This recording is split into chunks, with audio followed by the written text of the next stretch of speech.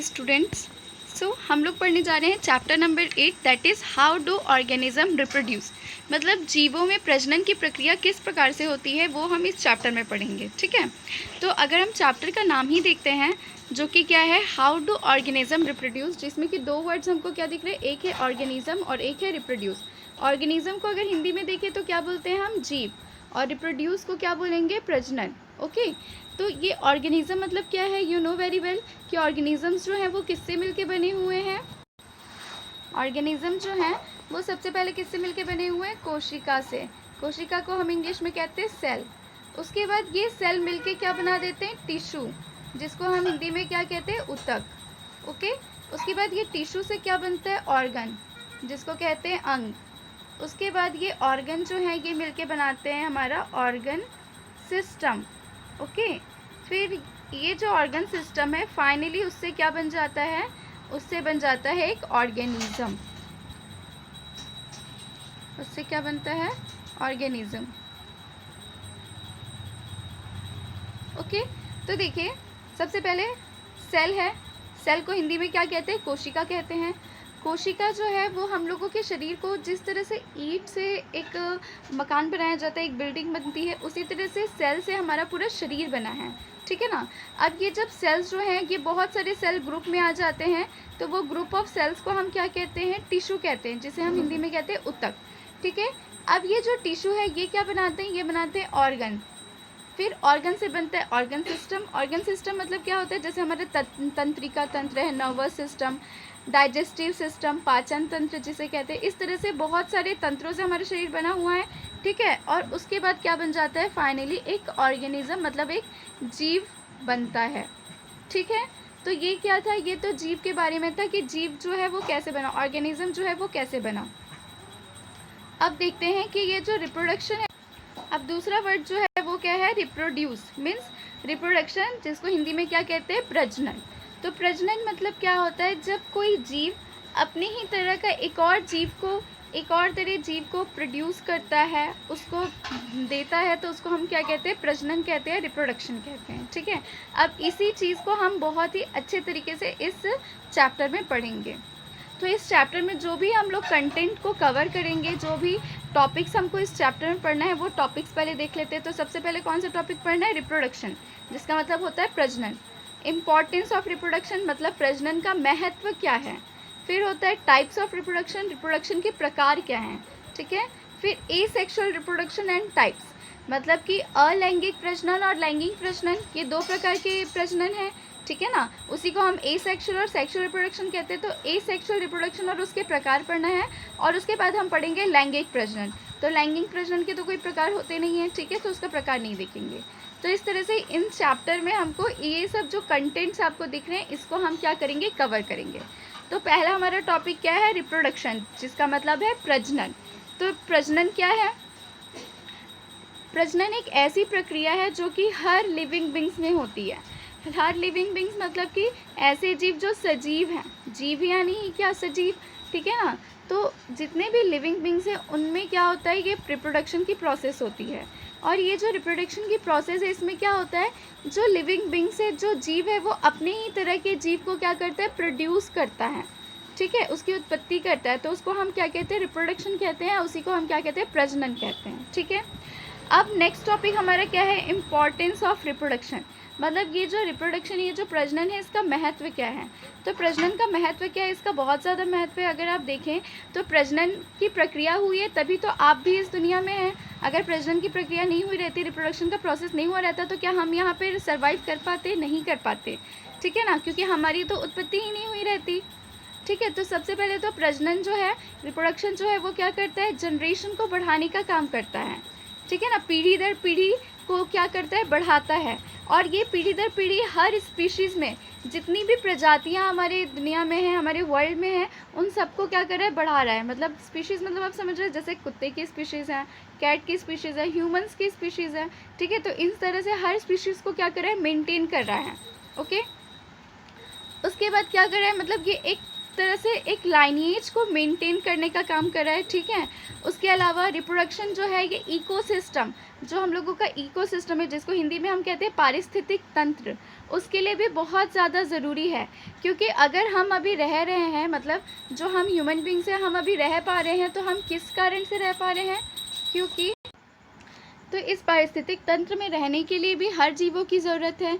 क्योंकि आपने एक फूड चेन के बारे में पढ़ा होगा, खाद्य श्रृंखला, जिसमें क्या होता है कि एक जीव दूसरे जीव को खा रहा है, फिर वो उसको खा रहा है। इस तरह से एक मतलब खाद्य श्रृंखला जो है वो क्या है? मेंटेन है। एक इकोसिस्टम जो है वो क्या हो रहा है? मेंटेन हो रहा है। मतलब अगर हम लोग भी हैं तो हम लोग पूरी तरह से किस पे डिपेंड है? पेड़ पौधों पे डिपेंड है अपने खाने पीने के लिए, या फिर सांस लेने के लिए भी, ठीक है ना। क्योंकि पेड़ पौधे क्या देते हैं? हमको ऑक्सीजन देते हैं। उसी तरह से हम लोगों का भी एक खाद्य श्रृंखला चलता है।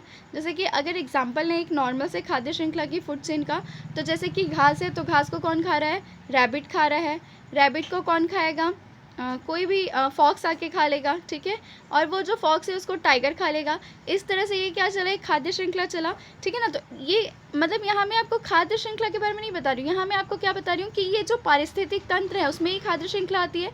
और ये जो खाद्य श्रृंखला है ये किसके द्वारा हो रही है? जीवों के द्वारा ही तो चलाई जा रही है, ठीक है ना। तो इसलिए हर जीव ज़रूरी है। और हर जीव का होना, कैसे हर जीव रह सकता है, जितनी भी प्रजातियाँ वो कैसे रह सकती है? जब उनमें प्रजनन की प्रक्रिया होगी, ठीक है ना। क्योंकि प्रजनन की प्रक्रिया होगी तभी हर प्रजातियाँ जो हैं उनकी पीढ़ी दर पीढ़ी वो क्या होंगे? बढ़ेंगे, ठीक है। उसके बाद अगर हम इम्पोर्टेंस देखें रिप्रोडक्शन का, तो वो क्या कर रहा है? रिप्रोडक्शन जो है वो इवोल्यूशन में भी हेल्प कर रहा है। इवोल्यूशन मतलब कि जो भी ग्रेजुअल चेंजेस आ रहे हैं, जो भी विभिन्नताएं आ रही हैं हमारे आसपास के इन्वायरमेंट में, या जो भी चेंजेस आ रहे हैं, ठीक है ना, उनमें भी क्या कर रहा है? हेल्प कर रहा है कौन? रिप्रोडक्शन, ठीक है। और ये जो विभिन्नता है इसमें स्पेशली कौन सा प्रजनन मदद करता है? उसमें मदद करता है लैंगिक प्रजनन, जो कि क्या कहलाता है? Sexual reproduction, okay. तो अब ये जो दो तरीके के प्रजनन है उसके बारे में देखते हैं। तो हम लोगों के मतलब प्रजनन जो है वो कितने दो तरीके का होता है। तो एक है सेक्सुअल रिप्रोडक्शन और एक है एसेक्सुअल रिप्रोडक्शन, ठीक है ना। सेक्सुअल को ही हम कहते हैं लैंगिक प्रजनन, एसेक्सुअल को हम कहते हैं अलैंगिक प्रजनन। तो लैंगिक प्रजनन तो सिंपल है, आपको पता है। लैंगिक प्रजनन में क्या होता है? जो गैमेट है, मतलब गैमेट को हम हिंदी में क्या कहते हैं? युग्म। ये जो युग्म है उनका क्या होता है? फ्यूजन होता है, ठीक है। युग्मों का क्या होता है? फ्यूजन होता है। तो वो किस में होता है? लैंगिक प्रजनन में होगा। और एसेक्सुअल रिप्रोडक्शन में, मतलब अलैंगिक प्रजनन में, कोई युग्म वगैरह नहीं होते हैं, ठीक है। तो अब हम सबसे पहले इनका डेफिनेशन देख लेते हैं। तो एसेक्सुअल रिप्रोडक्शन जो है वो क्या होता है? When a single parent is involved and no gamete formation takes place, the method is called asexual reproduction. No meiosis happens during asexual reproduction. तो क्या बता रहे हैं? जो asexual reproduction है उसमें केवल एक ही पेरेंट, एक ही जनक ज़रूरी है, ठीक है ना। इसमें दो जनकों की ज़रूरत नहीं है, इसमें केवल एक ही पेरेंट इन्वॉल्व रहता है, एक ही जनक इन्वॉल्व रहता है, ठीक है। उसके अलावा इसमें कोई गैमेट का फॉर्मेशन नहीं होता है, मतलब कोई युग्मक नहीं बनते हैं, ठीक है। तो एक ही पेरेंट बना रहा है तो युग्म की तो ज़रूरत ही नहीं है, ठीक है। और उसके अलावा जो सबसे ज़रूरी चीज़ है, अगर आपने सेल डिवीज़न पढ़ा होगा, मतलब कोशिका विभाजन, तो आपको पता होगा कि ये जो कोशिका विभाजन होता है, मैं आपको यहीं बता देती हूँ।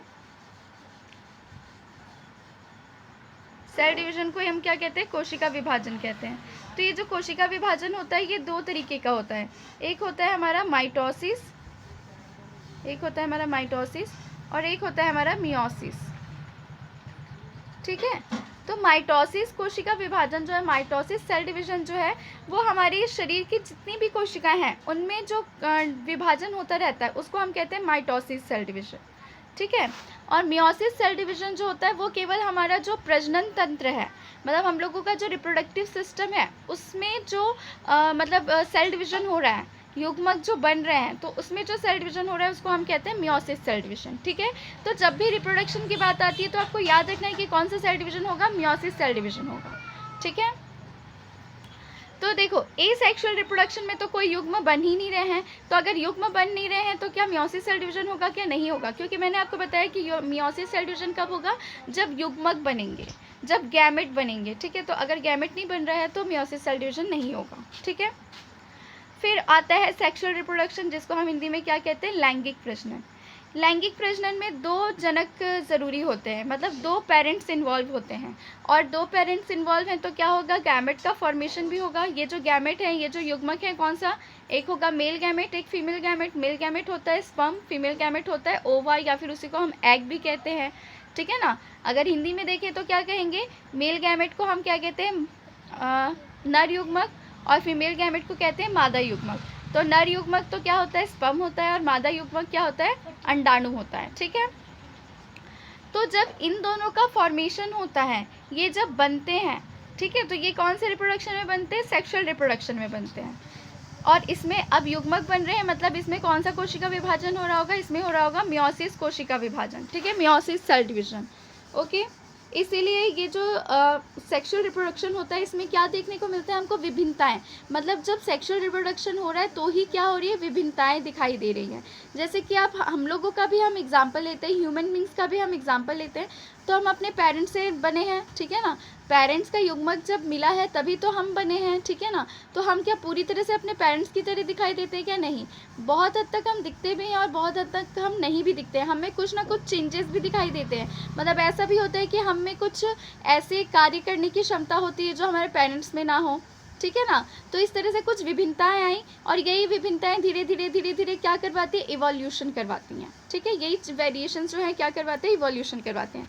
तो ये जो वेरिएशन है वो किसके कारण होता है, सेक्सुअल रिप्रोडक्शन के कारण होता है, ठीक है। और ए सेक्सुअल रिप्रोडक्शन में जो मतलब जो बच्चा बन रहा है, जो नया ऑफस्प्रिंग आ रहा है, वो सेम कैसा होगा, अपने पेरेंट्स की तरह होगा, मतलब अपने जनक की तरह होगा, ठीक है। तो ये तो हो गए 2 प्रकार के रिप्रोडक्शन, ओके। तो अब हम सबसे पहले पढ़ेंगे एसेक्सुअल रिप्रोडक्शन, मतलब अलैंगिक प्रजनन।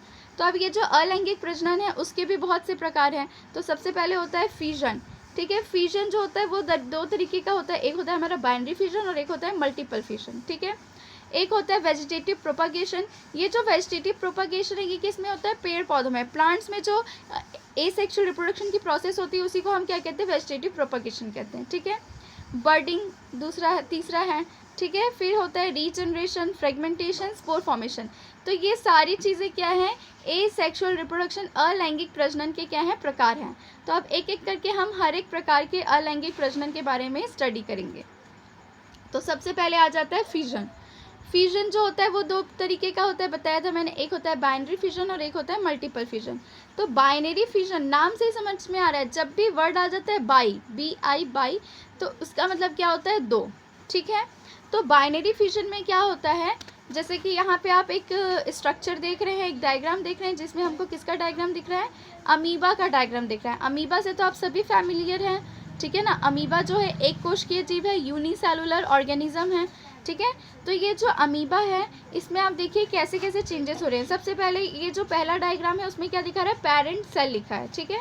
मतलब ये क्या है, जनक कोशिका है, ठीक है, क्योंकि ये तो एक कोशिकीय जीव है तो एक ही कोशिका है इसमें, ठीक है। तो सबसे पहला जो अमीबा है वो कैसा है, वो है जनक कोशिका, ठीक है।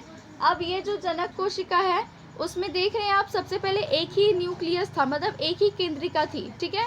अब ये जो है ये क्या हो गया, 2 केंद्रिका बन गई, ठीक है ना। क्या हुआ, 2 केंद्रिका बन गई, न्यूक्लियस जो है वो डिवाइड हो गए, ठीक है, कोशिका केंद्रिका का विभाजन हो गया।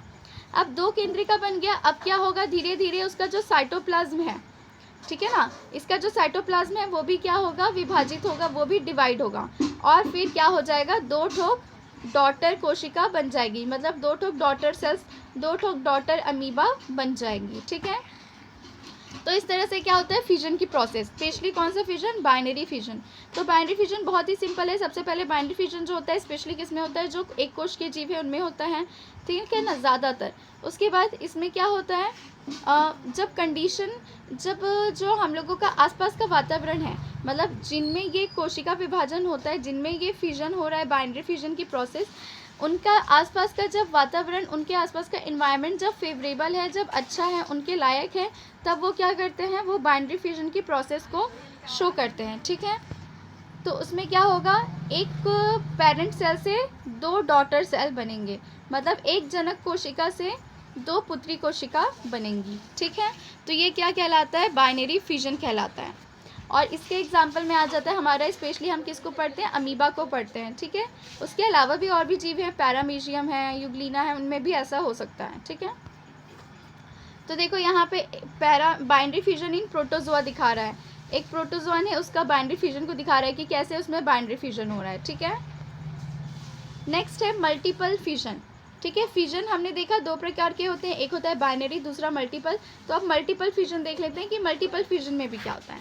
मल्टीपल फिजन भी सेम उसी प्रकार से होता है, लेकिन जैसे हमने देखा था कि बाइनरी फिजन जो है वो कब होता है, जब वो जो जीव है जिसमें वो उस तरीके का प्रजनन की प्रक्रिया हो रही है, उसके आसपास का वातावरण जब फेवरेबल है, उसके आसपास का वातावरण जब उसके लिए सुविधाजनक है, अच्छा है, उस समय होता है। लेकिन मल्टीपल फिजन कब होगा, जब उसके आसपास का वातावरण उसके लिए असुविधाजनक होगा, मतलब उसके लिए अनफेवरेबल होगा, ठीक है ना, उसके लायक नहीं होगा, तब वो क्या करेगा, मल्टीपल फिजन की प्रोसेस शो करेगा, ठीक है। इस मल्टीपल फिजन में वो क्या करता है, सबसे पहले जो जनक कोशिका है वो अपने चारों तरफ क्या करेगा, ठीक है। तो जब असुविधाजनक वातावरण उनको दिखता है, ये जो जीव है जो कौन सा फिजन कर रहे हैं, मल्टीपल फिजन की प्रक्रिया शो कर रहे हैं, तो उस समय वो क्या करते हैं, अपने चारों तरफ, जैसे कि यहाँ स्ट्रक्चर में आपको दिख रहा है कि एक कोश की जीव है यहाँ अंदर पे, ठीक है, उसने अपने चारों तरफ एक झिल्ली जैसे का निर्माण कर लिया है, ठीक है। तो ये इस तरह से निर्माण करके इसको हम क्या कहते हैं, ये जो झिल्ली नुमा एक संरचना का निर्माण किया है उसको हम क्या कहते हैं, सिस्ट कहते हैं, ठीक है। तो ये सिस्ट जो है उसको फिर वो क्या करता है, उसके अंदर फिर वो अपने प्रजनन की प्रक्रिया करते रहता है, अलैंगिक प्रजनन, और फिर बहुत सारे जब जी उसके मतलब पुत्री कोशिकाएं बन जाती हैं, और जब उसको लगता है कि आसपास का वातावरण अब उसके अनुसार हो गया है, तब वो क्या करता है, ये जो इसने सिस्ट को फॉर्म किया था, ये जो सिस्ट बना था वो क्या हो जाता है, मतलब ख़त्म हो जाता है, डिस्ट्रॉय हो जाता है, ठीक है। और फिर जितनी भी डॉटर कोशिकाएं हैं, जितनी भी पुत्री कोशिकाएं हैं, वो क्या हो जाती हैं, बाहर आ जाती हैं। तो इस तरह से कौन सा प्रोसेस होता है, मल्टीपल फिजन। तो इस जो मल्टीपल फिजन है उसमें बस आपको क्या क्या चीज़ें याद रखनी है, आपको बस एक चीज़ याद रखना है सबसे पहले कि जब वातावरण जीव के अनुसार नहीं होगा, मतलब असुविधाजनक वातावरण होगा, अनफेवरेबल कंडीशन होगा, तब वो क्या करेगा, मल्टीपल फिजन करेगा। दूसरा, फिर उसमें वो क्या करेगा, सबसे पहले वो क्या करेगा, जो एक कोश की जीव है, जैसे कि हम इसमें भी एग्जांपल किसका लेते हैं, अमीबा का ले लेते हैं या प्लाज्मोडियम का ले लेते हैं, ठीक है। चलो प्लाज्मोडियम का ले लेते हैं। तो वो क्या करता है, ये जो प्लाज्मोडियम है वो अपने चारों तरफ एक सिस्ट का निर्माण करता है। ये सिस्ट जो रहती है झिल्लीनुमा संरचना रहती है, लेकिन ये एक मोटी सी परत रहती है, ठीक है ना, एक थिक लेयर होती है, ठीक है। उसके चारों तरफ अपने उसका निर्माण करने के बाद वो क्या करेगा, अलैंगिक प्रजनन करते रहेगा, ठीक है। और जब उसे लगेगा कि बाहर का वातावरण उसके लायक हो गया है, तब वो क्या करेगा, वो जो सिस्ट उसने बनाया था अपने चारों तरफ, उसको वो डिस्ट्रॉय कर देगा, उसको ख़त्म कर देगा। और उसको डिस्ट्रॉय करने के बाद जितनी भी पुत्री कोशिकाएँ बनी हैं सब क्या हो जाएंगी, बाहर आ जाएंगी, ठीक है। तो ये क्या था, मल्टीपल फिजन का था, ओके। अब आज की क्लास में हम मल्टीपल फिजन तक ही देखते हैं। नेक्स्ट क्लास में मैं आपको अलैंगिक प्रजनन के जो और भी प्रकार हैं उसके बारे में बताऊंगी, ठीक है। तो आज की क्लास यहीं पे ख़त्म करते हैं। Thank you, have a nice day. Thank you.